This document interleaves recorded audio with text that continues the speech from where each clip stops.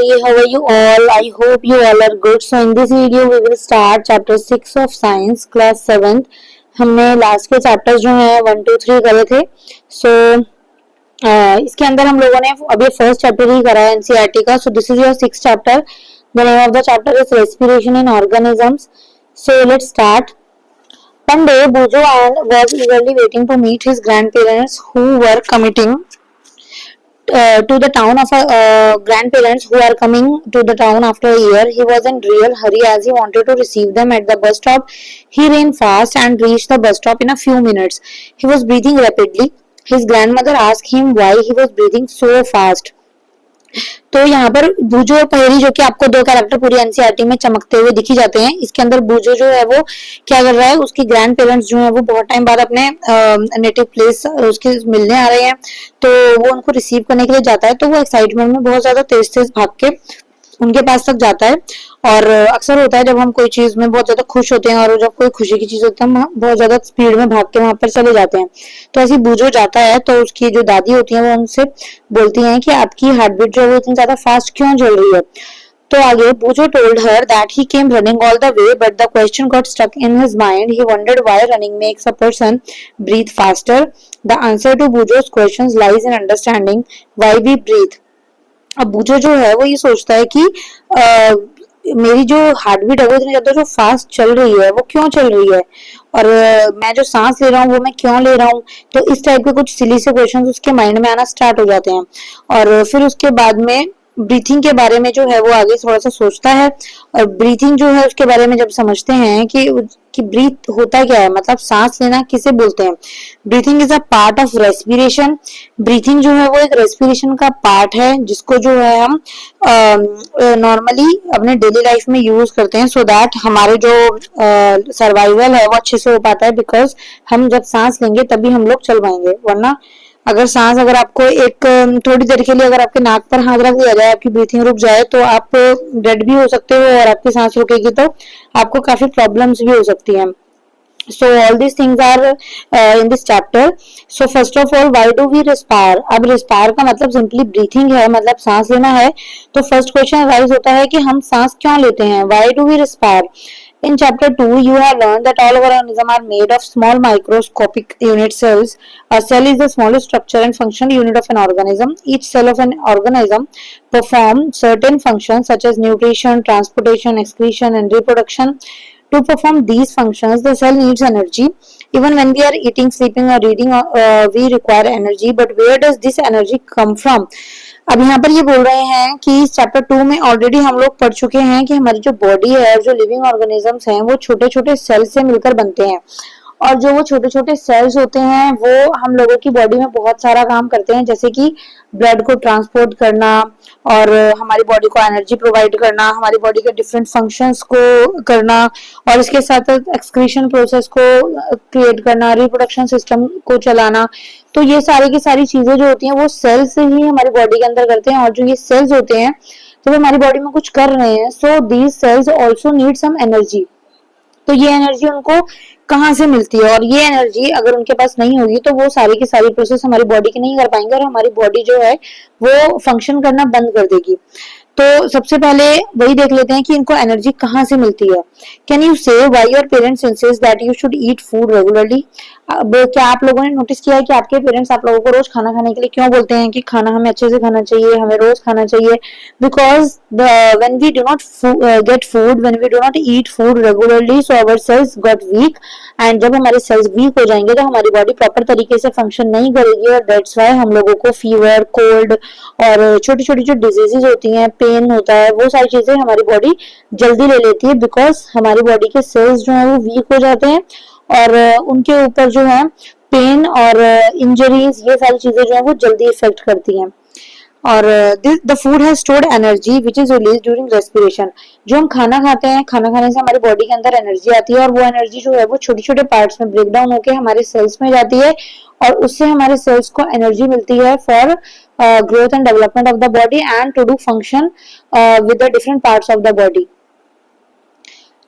आगे अगर हम देखें तो therefore all living organisms respire to get energy from food. During breathing we breathe in air you know that air contain oxygen. हम पता है हमें कि जितने भी लिविंग ऑर्गेनिज्म है, चाहे लिविंग ऑर्गेनिज्म के अंदर कोई इंसान आए, मतलब लिविंग थिंग आए, अगर कोई लिविंग थिंग आ जाए और या फिर कोई नॉन लिविंग थिंग, अगर मान लो कि कोई नॉन लिविंग थिंग तो खैर सांस नहीं लेती, बट अगर लिविंग थिंग आ जाए कोई भी, तो यहाँ पर हम लोगों को एक चीज पता रहती है कि सिंपल सी चीज है, अगर कोई इंसान है या कोई जानवर है तो वो क्या करता है, सिंपल सांस लेता है, सांस लेगा तभी वो जिंदा रहेगा, और सांस लेने के लिए उसको ऑक्सीजन की जरूरत है, क्योंकि हम जब बॉडी के अंदर ऑक्सीजन लेंगे तभी हम लोग जो है सर्वाइव कर पाते हैं। तो हम सांस लेते हैं तो वो ऑक्सीजन ही जाती है हमारी बॉडी के अंदर, ओके, और जो हम बाहर छोड़ते हैं नाक से वो कार्बन डाइऑक्साइड होती है, ठीक है ना। So during breathing we breathe in air, you know that air contain oxygen. अब हम लोग ब्रीथिंग के अंदर सांस लेते हैं, ओके, ऑक्सीजन, और यू नो एयर जो है, एयर के अंदर ऑक्सीजन होती है। We breathe out air which is rich in carbon dioxide, और हम जो है एयर को बाहर करते हैं, और वो जो होती है वो कार्बन डाइऑक्साइड होती है, ठीक है। रिच का मतलब यहाँ पर है कि बहुत ज्यादा मात्रा में उसमें कार्बन डाइऑक्साइड होती है, और जो हम ले रहे हैं दैट इज कॉल्ड ऑक्सीजन, जो हमारे अंदर जा रही है वो ऑक्सीजन होती है, ओके। अब ऑक्सीजन जो है हम जो ले रहे हैं बच्चा, हमारे जो एनवायरमेंट में है, और वो किससे आती है, वो हमें प्लांट से मिलती है। प्लांट्स जो है वो ऑक्सीजन को छोड़ते हैं और वो ही हम लेते हैं और उससे हम जिंदा रहते हैं। तो इसीलिए बोला जाता है कि प्लांट्स को जितना हो सकता है हमें लगाना चाहिए, प्लांट्स को कटिंग जो है वो कम करना चाहिए, और डिफॉरेस्टेशन वाली एक्टिविटीज नहीं करनी चाहिए, क्योंकि प्लांट्स कट होते जाएंगे तो हमारे जो अर्थ का सरफेस है उसके ऊपर ऑक्सीजन कम होती जाएगी, और ऑक्सीजन कम होगी तो ऑटोमेटिकली हमारी जो लाइफ है वो भी इफेक्ट होगी, है ना। अब आगे जो है, अब रेस्पायर का मतलब कि हम ब्रीथ ले रहे हैं। अब यहाँ पर ना दो टाइप के ब्रीथ सिस्टम आ जाते हैं, फर्स्ट जो है वो एरोबिक हो जाता है और सेकंड वन इज एनारोबिक, ठीक है। अब यहाँ पर देखो the process of break down of food. अब यहाँ पर जब हम रेस्पायर कर रहे हैं, मतलब हम जब सांस ले रहे हैं, in the cells oxygen in air, जो हम सेल्स होते हैं उनके अंदर जो ऑक्सीजन होती है एयर के अंदर, वो क्या करती है, oxygen in air helps in the break down of food, वो ब्रेक डाउन करने में हेल्प करती है।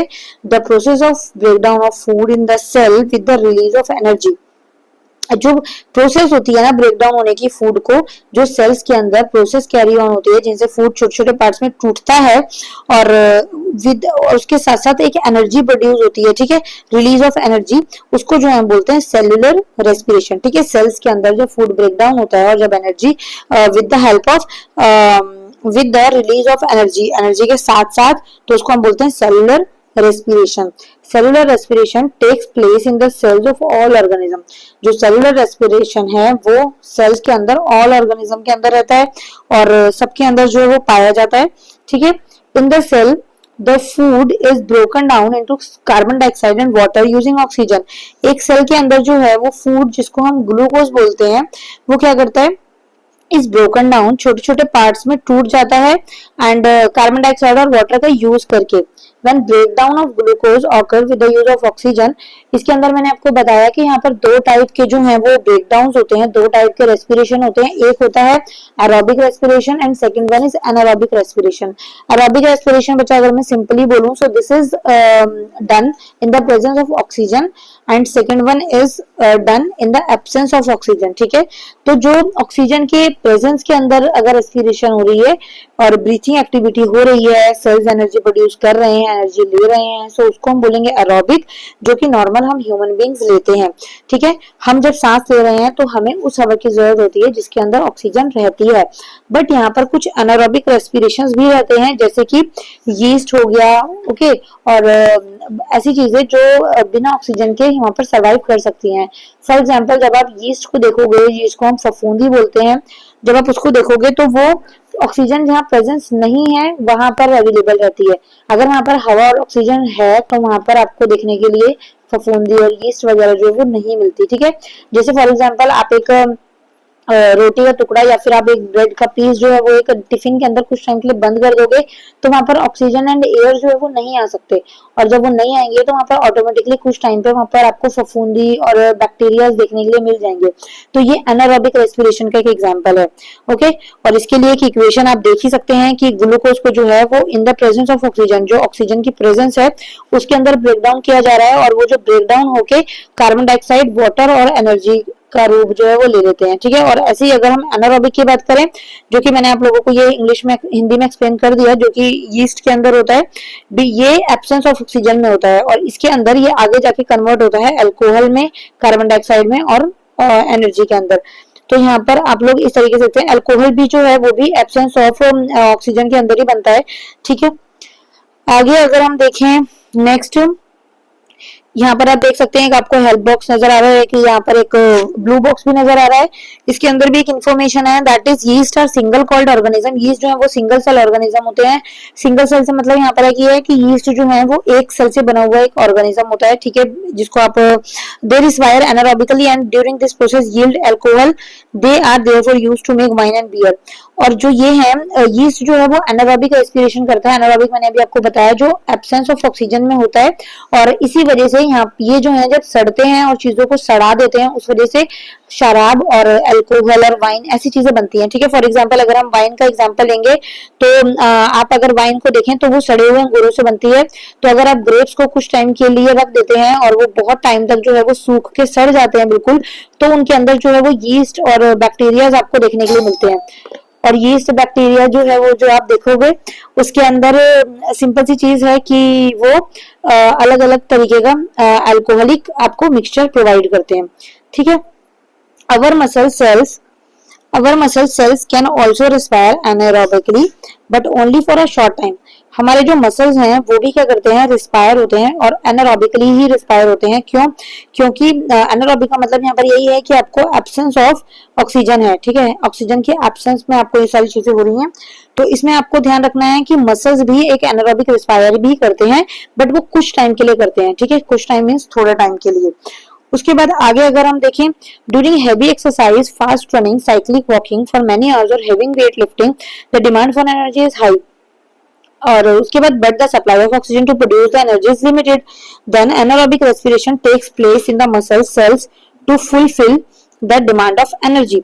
अब यहाँ पर आप देख सकते हैं कि जो अगर हम फॉर एग्जांपल साइकिलिंग करते हैं या फिर हम एक्सरसाइज करते हैं या बहुत तेज रनिंग करते हैं या फिर कोई भी फिजिकल एक्टिविटी जो जल्दी जल्दी हम करते हैं ना, तो उसके अंदर हमारी बॉडी जो है उसको ज्यादा ऑक्सीजन की जरूरत होती है, क्योंकि आप लोगों ने देखा होगा कि तब हमारी सांसें फूलने लग जाती हैं, और जब हमारी सांसें फूलने लग जाती हैं तो हम लोगों को ऑक्सीजन की ज्यादा जरूरत होती है। और जब हमें ऑक्सीजन की ज्यादा जरूरत है, बट हमारी बॉडी तो लिमिटेड वे में ही ऑक्सीजन प्रोड्यूस करेगी, है ना, ऑक्सीजन को लेगी और वो जल्दी जल्दी नहीं ले सकती, हम जल्दी जल्दी सांस को अंदर नहीं ले सकते, बट सांस जल्दी जल्दी बाहर जाती है। क्यों? क्योंकि हमारी सांसें फूल रही होती हैं।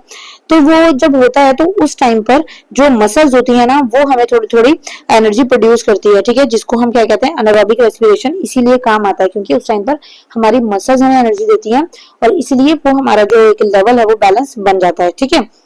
ये देखिए, ग्लूकोज इन मसल्स जो है वो क्या करता है, एब्सेंस ऑफ ऑक्सीजन में लैक्टिक एसिड प्रोड्यूस करता है और एनर्जी प्रोड्यूस करता है। तो यहाँ पर आप लैक्टिक एसिड और एनर्जी को आप देख सकते हो।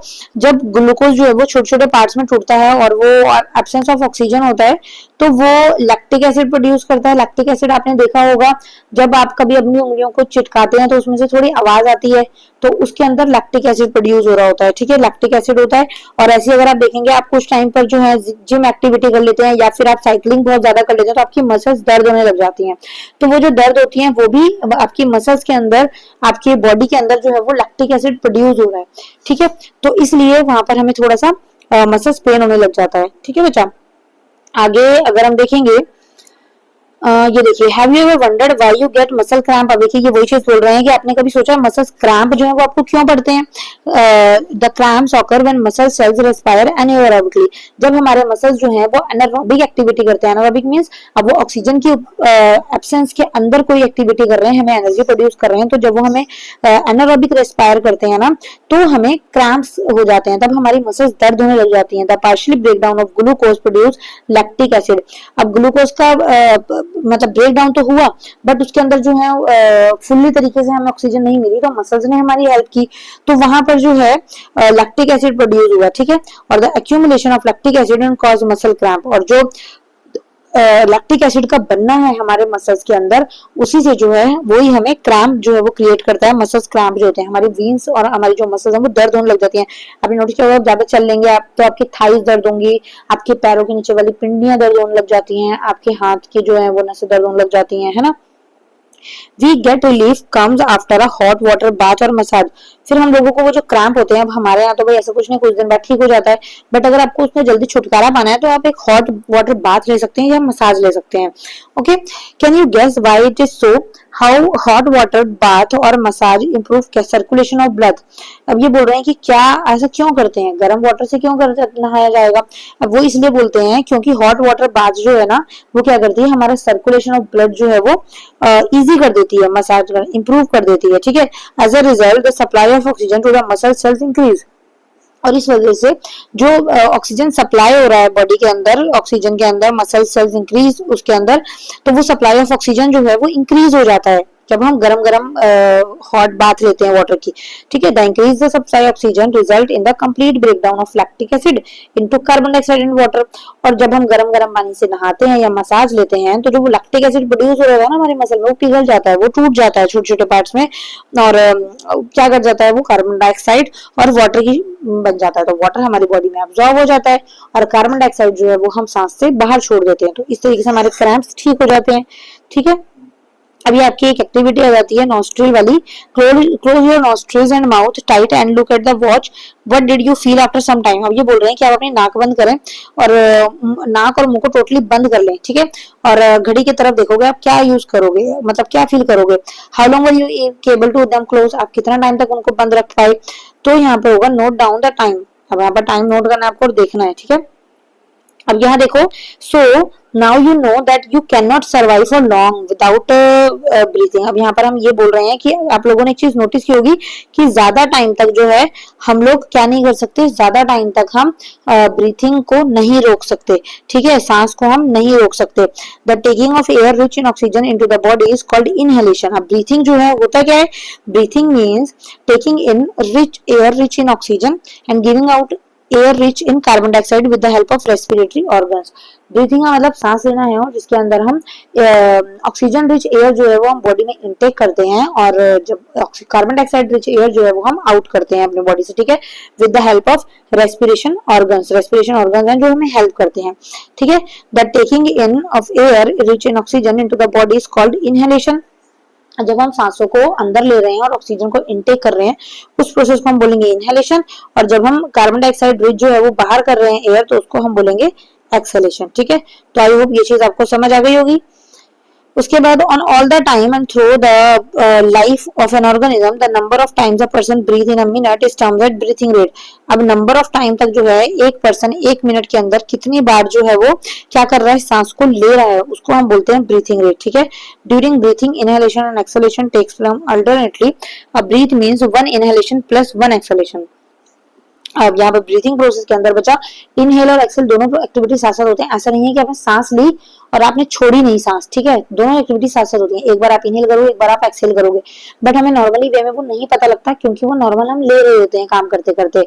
जब हम ज्यादा कोई फिजिकल एक्टिविटी करते हैं तब हमें वो शो होती है, तब हमें वो फील होती है ज्यादा। ओके, क्योंकि तब हमारी बॉडी को ज्यादा जरूरत होती है।